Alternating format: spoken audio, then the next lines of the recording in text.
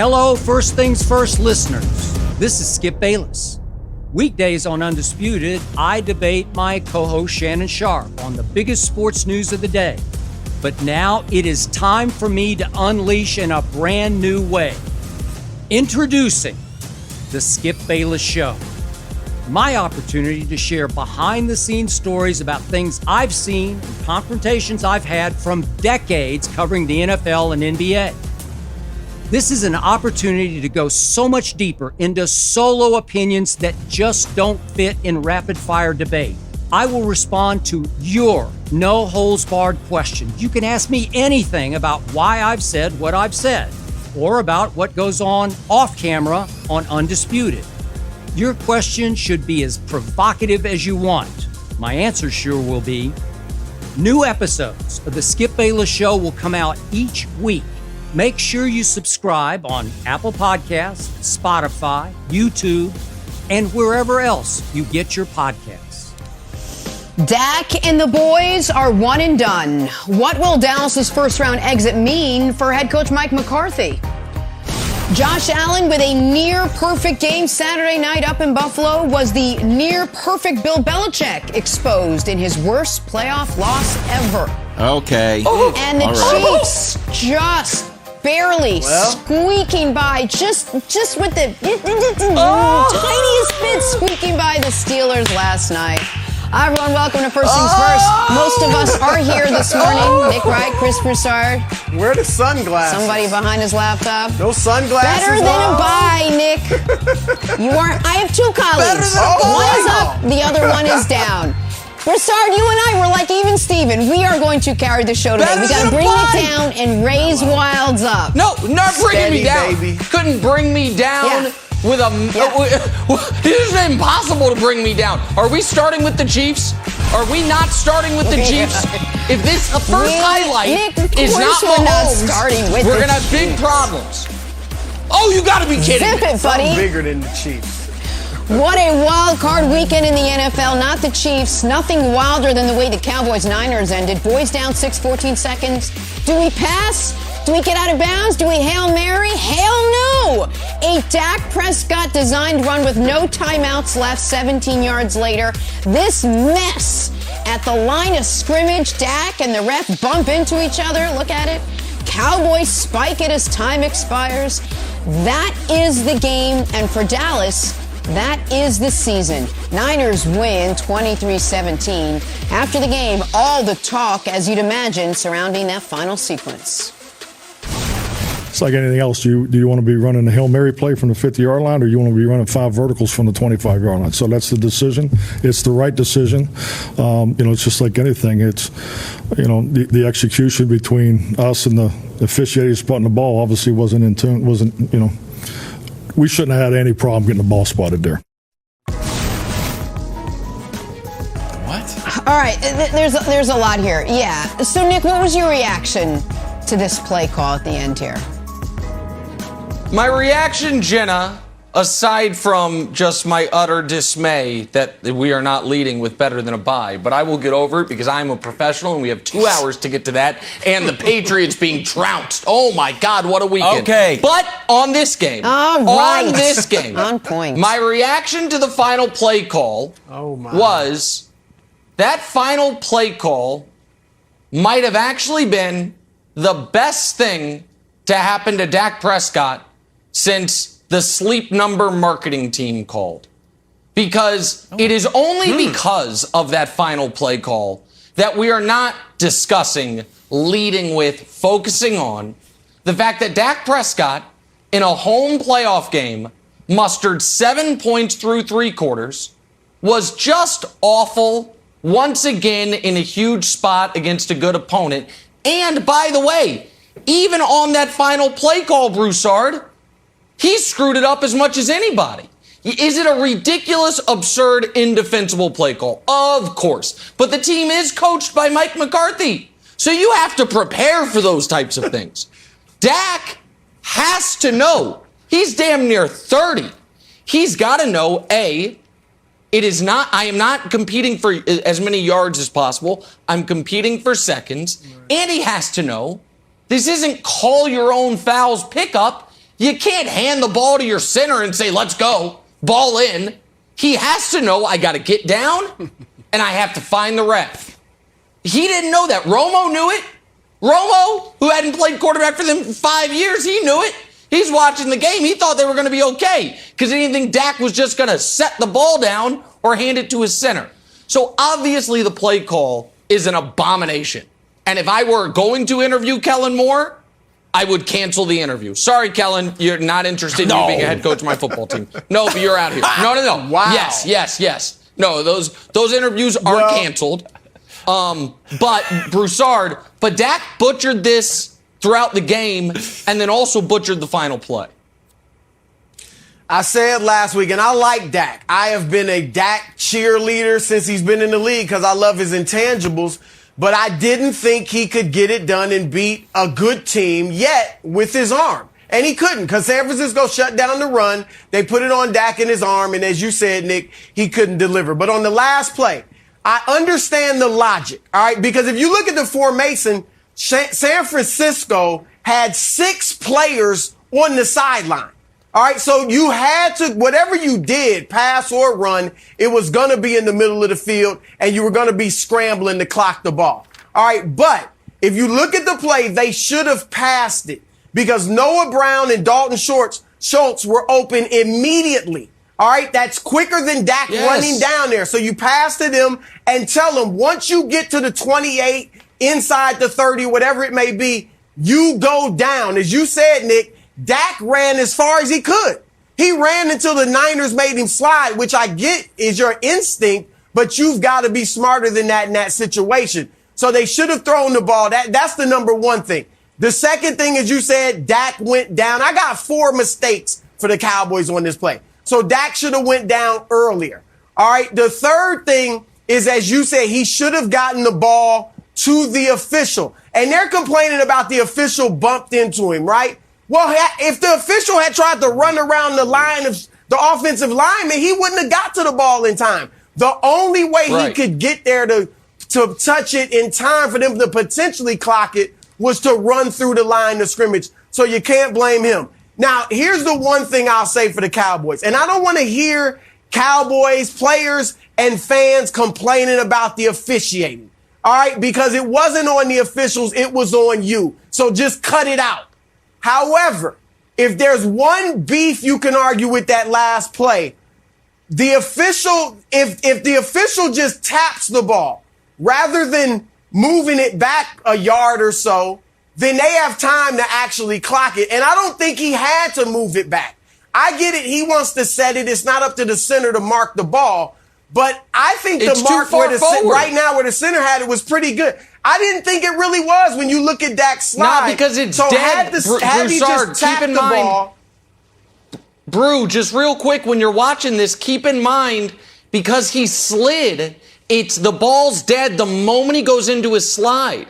So the ball's dead south of the 25. The center spots it north of the 24. So you can't just give him the 3 yards, which is what, look when he goes into his slide. The ball's dead immediately. He starts sliding at the 25. Right, and so that's why you hand it to the ref. Okay, it's up a little. Because you can't make your own picks. All right, so then, yeah, I mean well, your refs got to set the ball. The refs got to set the ball. And then the fourth thing was this, Nick. They should have. McCarthy and Dak said they practice this all the time, right?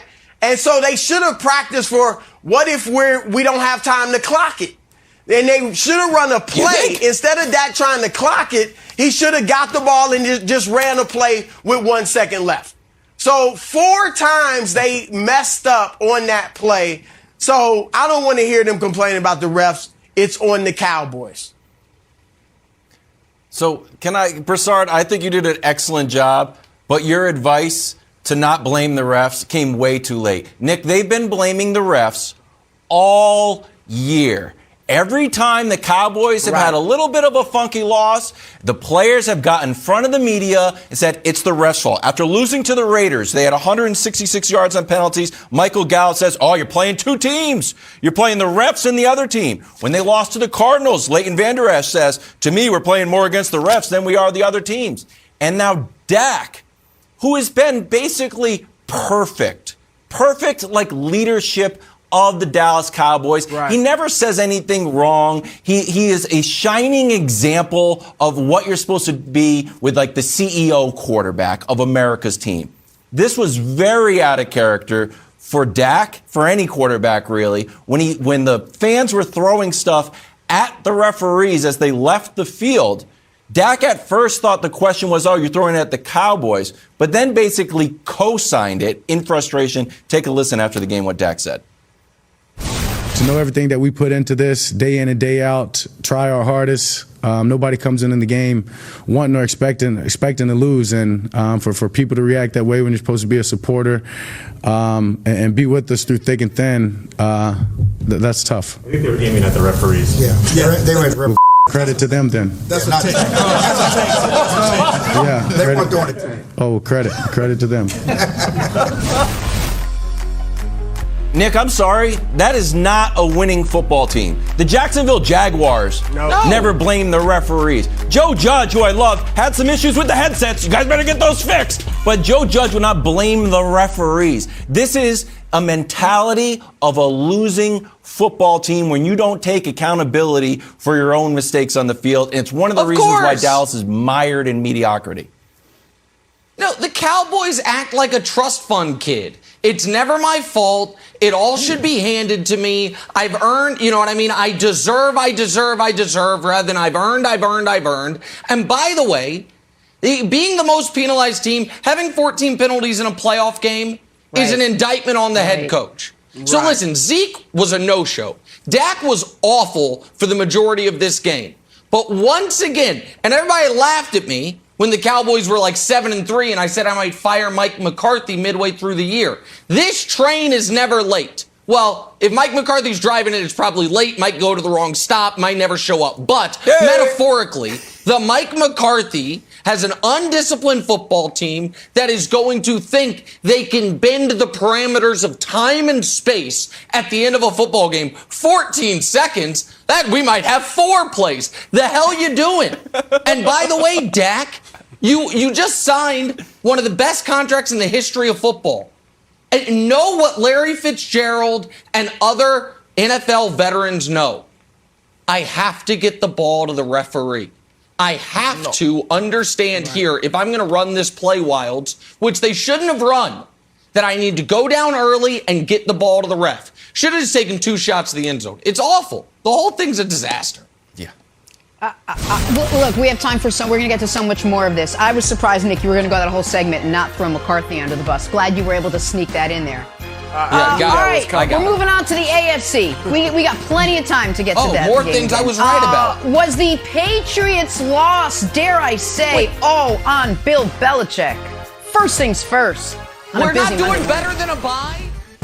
First things first, Patriots at Bills on one of the coldest nights in franchise history. Josh Allen couldn't have been hotter. You're so annoying. He threw 5 touchdown passes. He led touchdown drives on each of Buffalo's first 7 possessions. Show him. As Buffalo becomes the first team in NFL history to go an entire playoff game without a punt, a field goal, or a turnover. A near-perfect performance from Buffalo. The opposite of all those words for the New England Patriots. Bill Belichick's worst postseason loss ever. And as fandom goes, it was also Kevin Wilde's worst postseason loss ever. 47-17 was your final. All right, Nick, you are... I'm going to start with you. Let me ask. Be strong. It's going to be your turn soon. Was Buffalo's drubbing of the Patriots more about the Bills' dominance or the Patriots, dare I say, ineptitude? Be kind. Well, for the majority of America, it's about the Bills. The Bills, they're the best team. They're going to beat the Chiefs. They're going to go to the Super Bowl. Josh Allen's unstoppable. For the majority of America, it's the Bills. But for this show, in this particular moment in time, it's about the Patriots. Because, those... You know how we've talked a lot about farm animals? Well, how about these farm animals? This was chickens coming home to roost. Because when you have a limited, confident, shattered quarterback and you're going on the road in the playoffs, you might get something like this. And I understand, listen, no matter how well Mac played, you weren't going to win that game. Not when the other team rolls 7s 7 for 7 on touchdowns. I get that. Thank you. But that doesn't mean, they weren't going to win either way. But it didn't mean they were going to get mortified and embarrassed on national television and have real doubt about whether or not they can. Why should anyone ever think they'll be able to compete with the Bills, I don't know, the next 10 years? I don't know. This is why upside matters with quarterbacks. Because even though Josh Allen's a roller coaster, the ceiling's high. And he had the training wheels on Mac all game. You know what it led to? A guy, show me the passing chart. Show me McCorkle. Show me McCorkle's passing chart. Guys, I'm no Leslie Frazier, but I think I might be able to defend against that. We don't need to worry about half the field.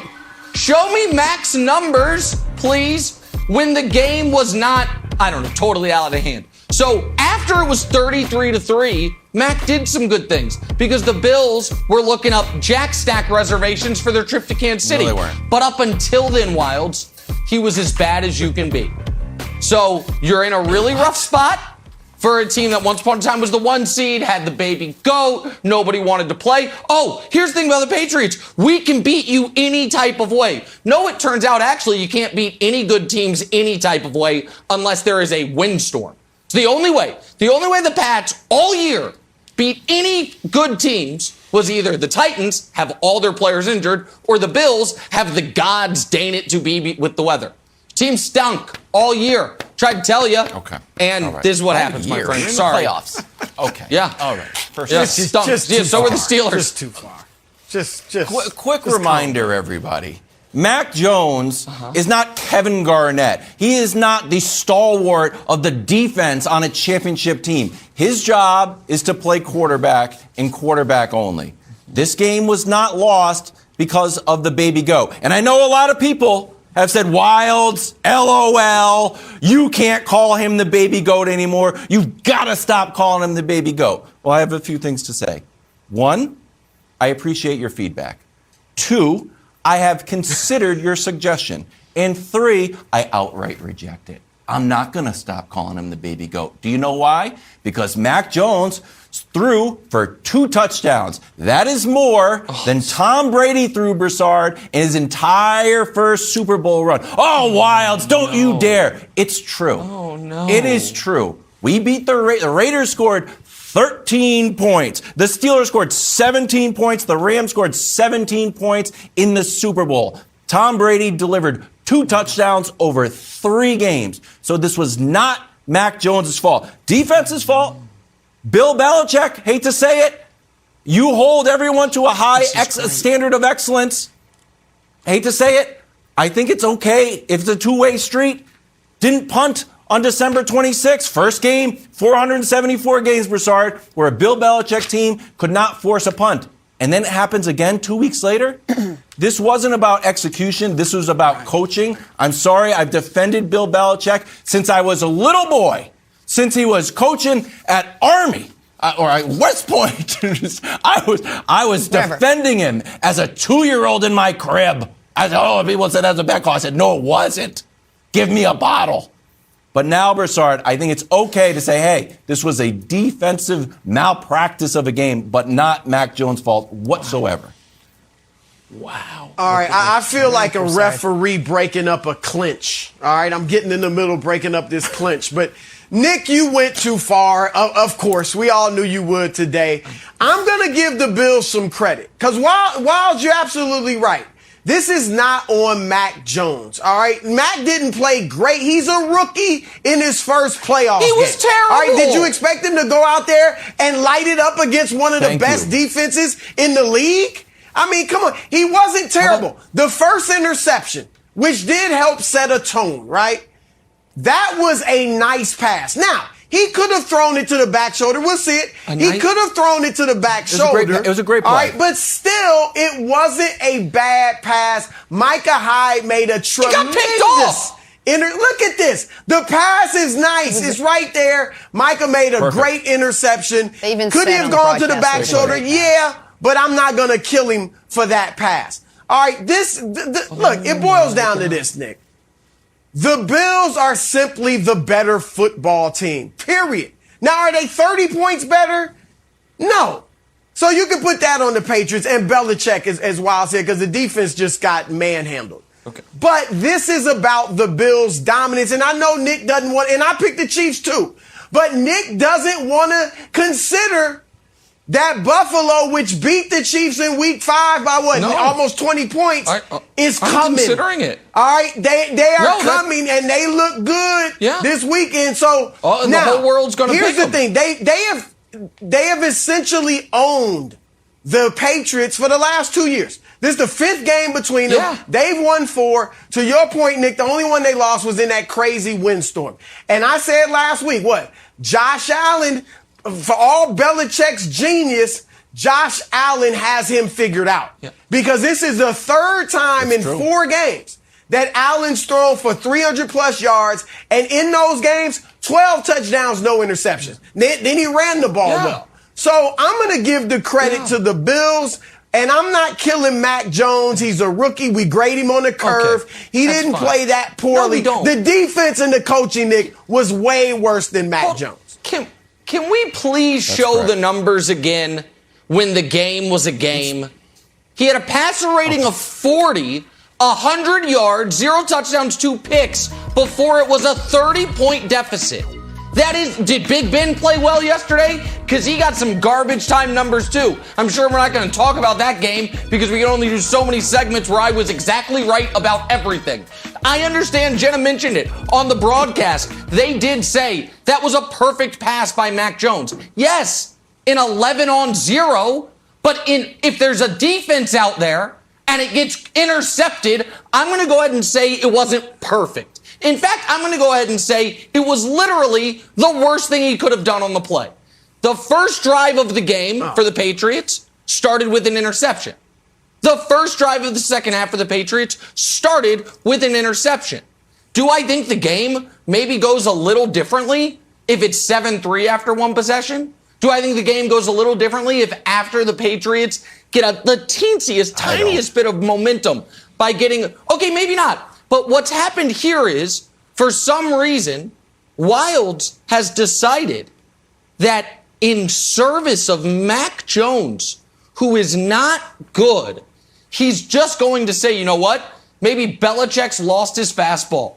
Maybe Mr. Team wins, Mr. We don't, we're a team. Now, it's this rookie quarterback who's done nothing in the league, earned none of your loyalty, rather than saying the whole team played terribly, including the quarterback who set the tone of the offense, doing nothing till it was out of play, saying, oh, it's on Belichick. It's on the defense. Yes, Belichick and the defense Wilds were awful, but so was your quarterback, as predicted. No. Okay.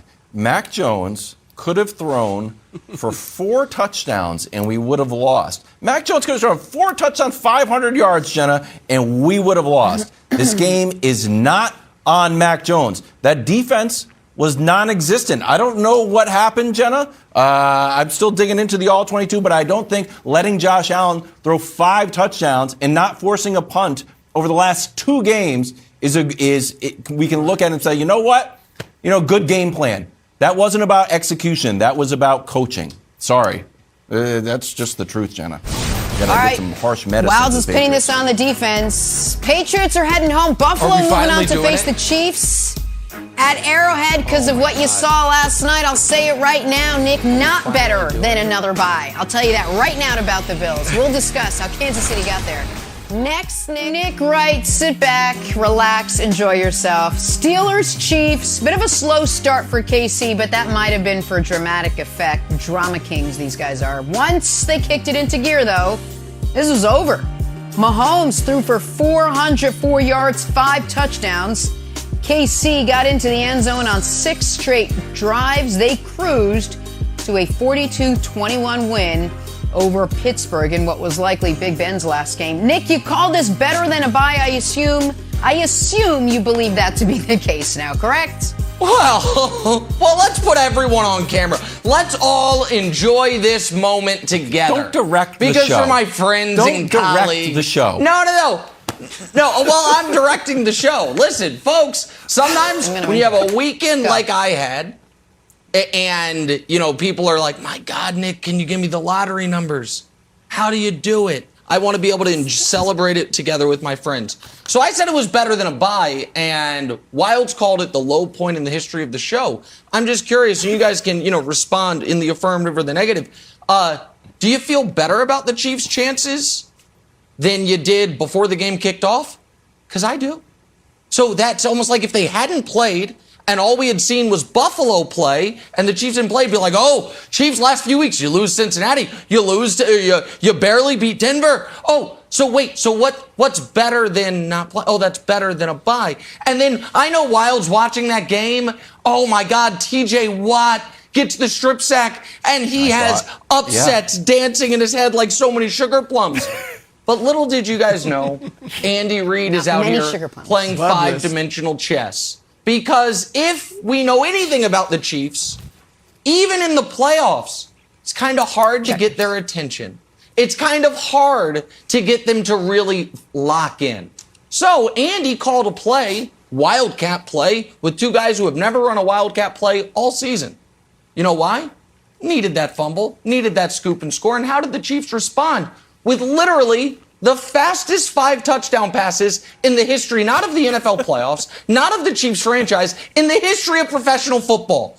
5 touchdown passes in 10.5 minutes after being down 7-0. Now, so was it better than a bye? Oh, I don't know. Travis Kelce got a touchdown pass. Our 7th string offensive lineman got a touchdown catch. Mahomes was out here dancing. Big Ben was out here crying. Kelce was out here doing everything. No one got hurt. So I would say, Broussard, that's better than a bye. Is it as good as the throw herd around the world take? I don't know, but it's certainly more iconic. It was trending on Twitter.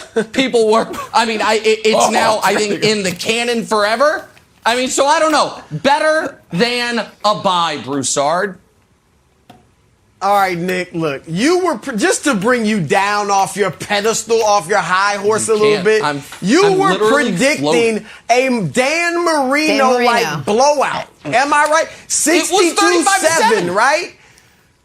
Yeah, look, we were on our way. I picked the Chiefs, and I believe in the Chiefs. And what I saw yesterday, it was great from them. But nothing, Nick, is better than a bye. All right, nothing. All right, and did they get a ton of confidence back from beating up on a team they beat up 3 weeks ago? Look, if they had done this to Buffalo, if they had done this to Cincinnati, I might get your logic. And again, they should be confident, and they did some great things. But it also took them a long time to get going. That game was tight early on. Their first several possessions, they had to punt the ball. They couldn't get the offense moving. And so running through a team that can't match up with you, that has no offensive threat whatsoever until maybe the fourth quarter. That you got to slow down. All I'm saying is it's not better than a bye. That's all I'm saying. But it's not better than. I'm sorry.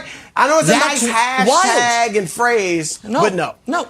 Hold on a second. Don't you guys, does everyone agree that if they play the way they played in the first quarter against Buffalo, they'll lose? They'll lose that game. That's why it was, in fact, better than a bye. They got it out of their system, and now they're rolling. A little tip pass pick. Oh, we're trying this little hijinks of this silly Wildcat. Throw that play away and never to be seen again. Got it out of their system. Cardio. We're rolling. Wilds. I know you hated the better than a bye thing. You hated it. But you know what Wilds also hated, just real quick, and then I'll throw it to you, my friend, because I know I'm filibustering, but I'm just so happy. Remember when you said it was dumb that I said the Chiefs season changed with the Mahomes throw? Well, now we have a large enough sample. Can we show the numbers to see if maybe, just maybe, the annoying guy with the big nose knows what he's talking about? Do you know what the line of demarcation is right there? The throw against the Packers. The throw hurt. So he was playing the worst football of his career, and now he's back to the best he's been at any point in his career. So maybe Wilds, when it comes to anything I say about the Chiefs, you guys should be like, yeah, Nick probably knows what he's talking about. Maybe it is better than Biden. Never heard that before. I've never heard of one throw changing the trajectory of a season. But he's been right about it all. So maybe he's right about this too. Maybe. Right about it all. Broussard, I hate to say this. I think Nick is right. Don't go there. I think that he is right. There were 3 blowouts this weekend. Brady handled the Eagles with just kind of like a boring, brutal efficiency. Yeah. I don't even know if they smiled that much. Like, oh, touchdown. What's the score? Okay, yeah, that was it. It was just kind of like steady Eddie, even Steven. The Bills were playing with a real revenge on their mind. They're mad. They let out 20 years of anger on poor Mac Jones. Mac Jones and the Patriots defense like, hey, guys, geez, let up on the touchdowns. We get it. You're mad about 2 decades of dominance, but chill out. They were playing with like anger in their hearts. The Chiefs, however, were playing with a real joy.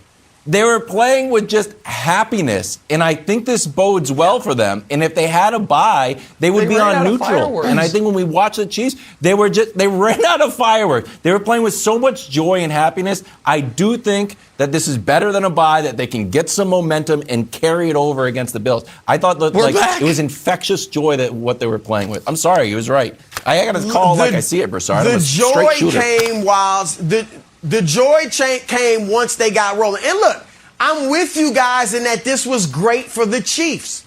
All right, Patrick Mahomes was awesome, and they had not struggled the last 2 weeks, but, they know it took a fumble return by Bolton, 90 yards to beat Denver. They know they had given up 24 points over the last 4 games, so it was good for them to get the defense rolling and the offense rolling. All that's great. All I'm saying, Nick, is don't fool yourself. This was not better than a bye because you knew you could beat up on the Steelers. You thought Patrick Mahomes was lying when he said we're taking them seriously. So they knew they could do this to the Steelers. The Steelers present no threat offensively. So they could work through their issues in the first quarter offensively. Which is why they better be ready for Buffalo. A bye. No, it's why it's better than a bye. They got to work through it all. 2 weeks to prepare. They get paid for the game. 2 weeks to prepare for the bye. You don't get to sell the beers. You don't get to fire the fireworks. By the way, Go ahead, Jenna. For perspective, Nick doing this for him is like better than a day off. So for the rest of us, we'd love a day off. This for Nick, that was better than a bye. That's right, this Jenna. for him is better than a vacation day. It's maddening. That is exactly right. Analogy. That sometimes it's a great analogy. And by the way, I'm at the craps table and I'm so hot. I'm going to throw out another thing just for you guys to marinate on, and then we can ask Vic about it later. You know what I realized last night watching Mahomes run around? Because Watt is so disruptive, even the Chiefs' great offensive line, Mahomes had to scramble a bit. I think the issue with Mahomes early in the year was that the offensive line was playing too well. I think Mahomes is at his best when he has to scramble about.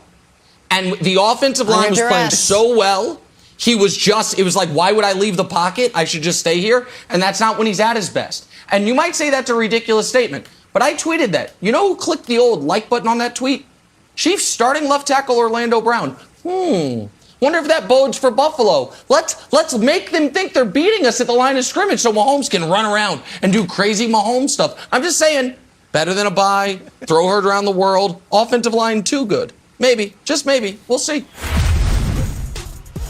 First things first, we got Mike Vick back with us now talking Niners, Cowboys. San Francisco pulling out the nail-biter on a crazy end to this one. So after the final whistle, a couple of fans were seen throwing objects onto the field as the Cowboys and the officials made their way towards the tunnel. After the game, Dak Prescott was asked about it. Take a listen. To know everything that we put into this day in and day out, try our hardest. Nobody comes in the game wanting or expecting to lose, and for people to react that way when you're supposed to be a supporter and be with us through thick and thin, that's tough. I think they were aiming at the referees. Yeah, they were. Credit to them then. That's not a tank. Yeah, they weren't doing a tank. Oh, credit to them. All right. Well, listen, clearly Dak trying to be funny there, but still, Broussard, what'd you make of Dak's comments?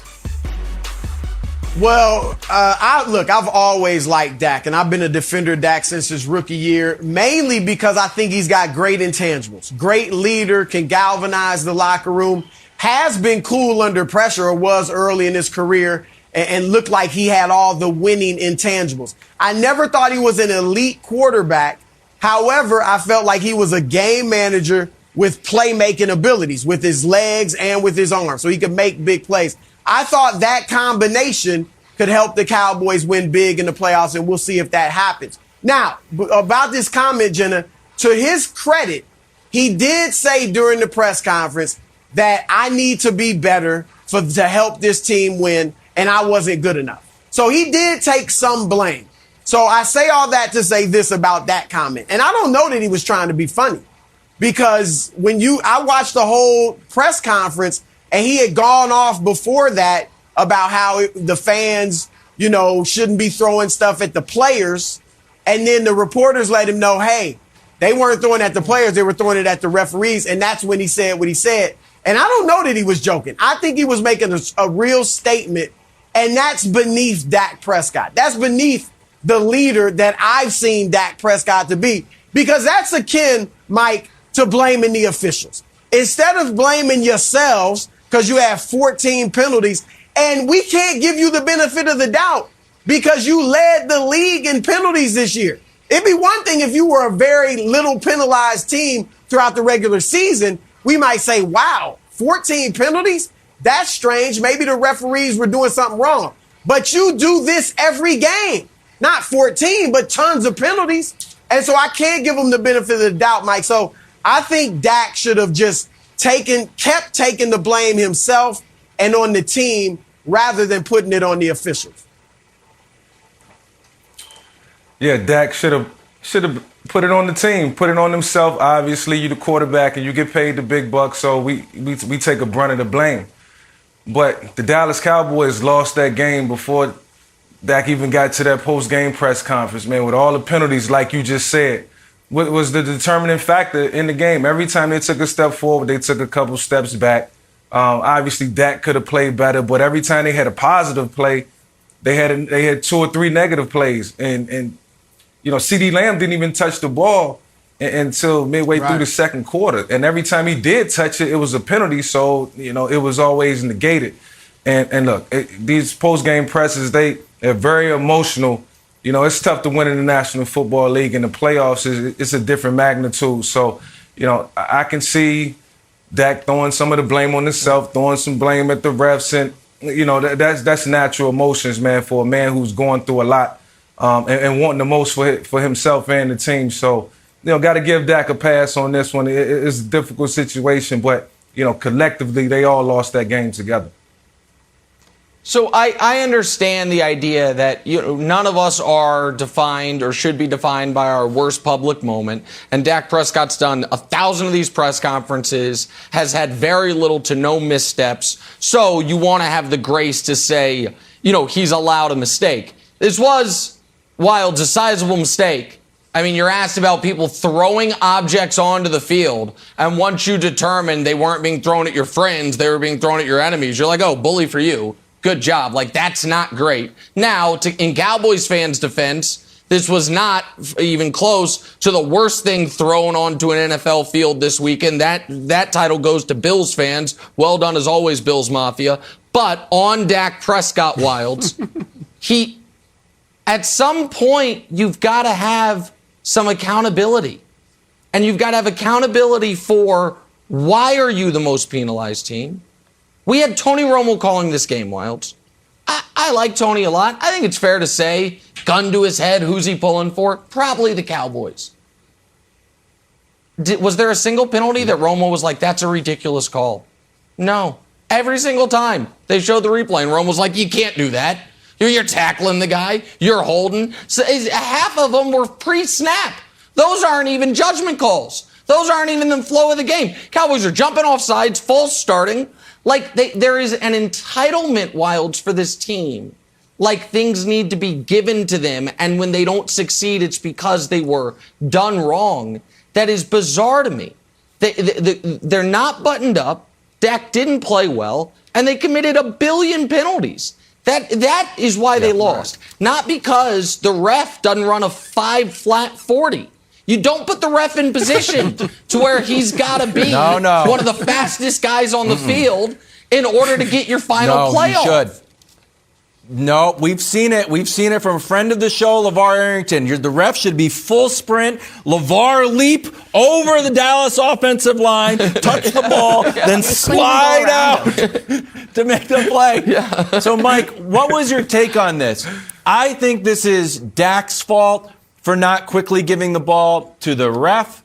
I think in the post game, he said that their plan is to give the ball to a center. What was your read on what should have happened in the final play?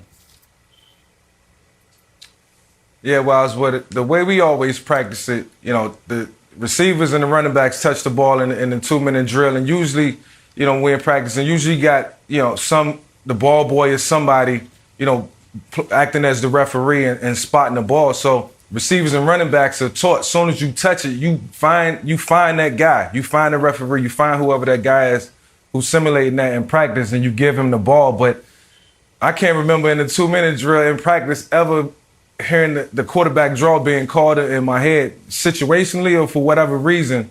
So I think that he just, he was a little innate. He lost, kind of lost touch with what was going on for a second. And I think he tried to spot the ball, but you just can't put the ball down because that's not the actual spot. So it was on Dak to find the referee, and I think he just kind of got lost in that moment. So, in those type of situations, those critical moments can decide, whether you lose or win the game. And just because of a couple seconds, 2 or 3 seconds and a mistake, they lost the game for that. They didn't have a chance, I'll say. Mike, Dak and Mike McCarthy talked about in the press conference how they practiced this time and time again. All right. Now, I was saying once you see that the clock is running down, Dak's got to just run a play at the end, right? Don't clock the ball. Don't try to clock it with a second left, right? At that point, you're like, we got to run a play. Should they have been prepared to do that? Like in all your preparation and all the times you run these plays, you got to run it like you have to have a time where you practice it where, look, we didn't get it down in time. We can't clock it, so we got to run a play. Is that too much to ask? No, not at all. I mean, it's about the mental clock that's in your head. And trust me, they've been through this scenario in practice. We practice this over and over and over again. Like coaches feel like these are the most critical moments in the game because it can determine if you have a chance to win or if you lose the game. So, I feel like they're going to watch this and not feel good about it. And it'll be a point of emphasis for them in the offseason because, they can only draw from this experience and it wasn't a good one. Mike, just real quick here. You said you've never heard this called. This was in they had a timeout right before this. Does Dak have the ability there? Would you have the ability there to say, we're not running quarterback draw. We're running something else. Like, is that a possible or in a timeout, do you have to just defer? Yeah, he could have changed the play maybe, depending on, what was happening on the clock and threw like a quick out and the receiver could have got the ball to the ref. Who knows? Maybe he could have went down a little sooner, maybe 2 or 3 yards sooner, but I know he was trying to get as many yards as he could. I say we didn't practice quarterback draws in the 2-minute drill because I guess maybe our coach didn't think it was a play that would be necessary ever. I mean, it was a decent play call because they got some yards. Just got to go down sooner and clock it. Got to remember to get a ball to the right. You got to get a ball to the right. Mike is so nice. Was the example of why you never practiced it? Because you never use it. We never practiced the quarterback draw. Under God's green earth. Today, it's a special Martin Luther King Jr. Day college hoops doubleheader. Number 7 Purdue battling number 25 Illinois, and then Notre Dame taking on Howard. Check out all the action on Fox and streaming on the Fox Sports app. All right, time for stories to start your morning, sponsored by Ram Trucks, built to serve. Niners, Cowboys, and the wait for playoff success continues for Cowboys fans. Dak and Dallas coming up just short, losing 23-17 at home to the San Francisco 49ers. So a lot of fingers pointing at head coach Mike McCarthy, but Jerry Jones refused to discuss any potential coaching changes. Here was the head coach when asked about his job status. I don't have any concerns. I'm proud to be standing here today. proud of my football team.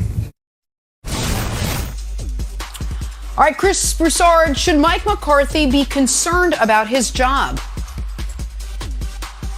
I don't think he should be, Jenna, because Jerry Jones, really, we know how much he likes him. What he said a few weeks ago, that McCarthy should be getting praise for the Cowboys' success this season. We know one of the reasons that he hired Mike McCarthy was because he gets no pushback from him, from his involvement with the team and all of the things he does. McCarthy is fine with all that. That was a big reason why he got the job. We also saw how long Jerry Jones stuck with Jason Garrett. All right, after year after year after year of mediocrity and obviously failures in the playoffs, he kept Jason Garrett. So, and then finally, Kellen Moore, and I don't say, you stop thinking that Kellen Moore is a potential head coach somewhere, but obviously, as Nick pointed out earlier, not a great day for him yesterday and the play calling. So I think that Jerry Jones brings McCarthy back, and I'm going to be honest, I think he should.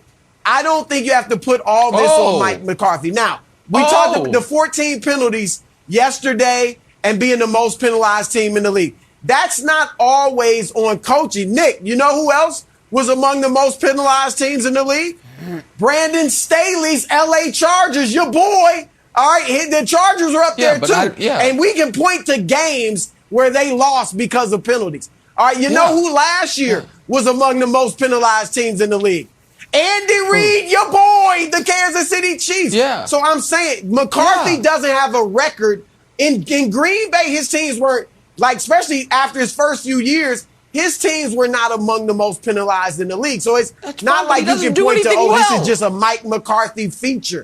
But they had a solid season for what they were. The defense improved dramatically. You don't have to credit McCarthy at all. But or for all of it, Dan Quinn did a lot. But he brought in Dan Quinn. The offense was the best in the league. So the team is rolling. If Jerry didn't create these larger-than-life expectations for a team that's building toward being a Super Bowl contender. Not there right now. I've been saying that all year. So I'm fine with them keeping Mike McCarthy. Nick Wright's criticism notwithstanding. I'm fine with it. Hold on a second. They're going to keep him, I believe. But they shouldn't. They should have gotten rid of him a couple months ago when I told them to, because this was coming down the tracks no matter what. It was a question of when. And it is not the media's overinflated sense of the Cowboys to expect them to win a home playoff game against Jimmy Picks, against a team that needed overtime in Week 18 to even get there. Garoppolo was bad, and the Niners won anyway, doing exactly what we knew they were going to do. Run the ball down your throat, wait for Dallas to implode. And Dallas imploded. You're right, Andy Reid's teams typically are pretty undisciplined. That's a mark against him. Luckily, and by the way, he's not a great clock manager either. Another mark against him. Everything else that has to do with being a head coach, he's great at. Picks a great staff, designs amazing plays. His players love him, all those things. Somebody's got to tell me again, I've made this point before, I will make it again. What does McCarthy do? He's bad at the end of game stuff. Kellen Moore's in charge of the offense. Dan Quinn's in charge of the defense. What does McCarthy do? Now, the Cowboys are in a rough spot right now, Wilds, because that quarterback draw nonsense went through a couple big brains. Kellen Moore's to Mike McCarthy's and then to Dak Prescott's.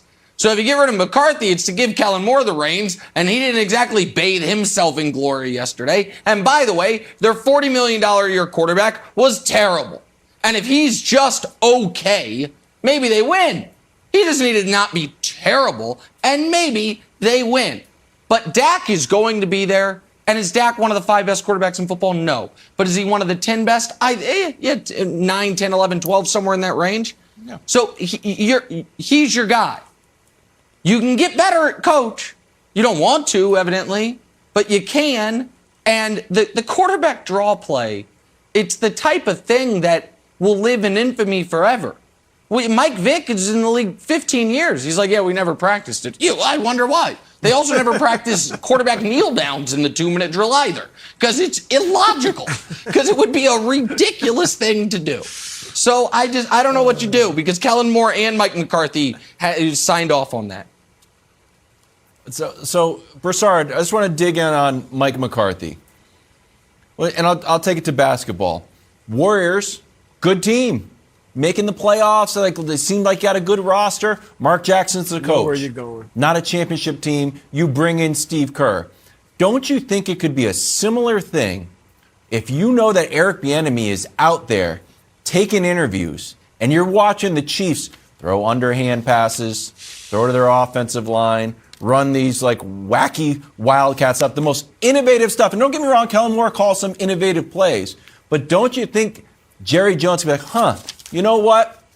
Maybe a guy that might win his second Super Bowl, maybe if he's available, worth interviewing. Maybe Mike McCarthy's not the guy. Wouldn't you be open to that if you were Jerry Jones? Look, I hear you. You're talking about when the Warriors went from Mark Jackson and they were winning about 50 games a year going out in the first or second round. Look good, right? And then Steve Kerr steps in and, the rest is history. You can never predict that, though. And Bieniemy, they're obviously creative in Kansas City.